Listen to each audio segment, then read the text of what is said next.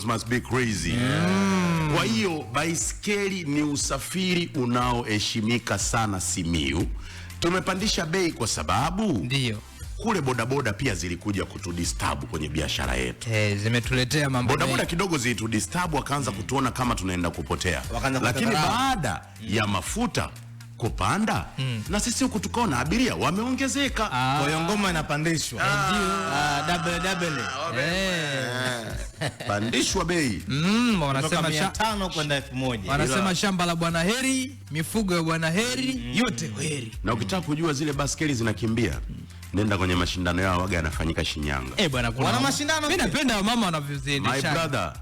My brother. Watu wanatembea. Wewe unaweza kuzunguka uwanja wa mpira mara 20 na baiskeli. Asani yupi? Na baiskeli ajali. Na sio baiskeli ya gia. Unazijua Avon wewe? Avon. Unaijua Phoenix wewe? Wenyewe anaita Anita. Sasa hizo nyesi ndio hizo baiskeli. Nyesi mna baiskeli. Sisi kule ni Phoenix na Avon. Sio hizo Delela. Achana hizo. Baiskeli za gia, huko baiskeli za gia. Hiyo babu pedo moja ipo kule. Asa unamuelezea Hasani anakuelewa? Mtoto wa pwani. Sasa Hasani chakula chao cha asili wali maharage. Ile chakula chenu cha asili wali maharage utaniambia nini wewe mtoto wa pwani wewe? Twende jamani, baadaye njama za kumuua Lissu.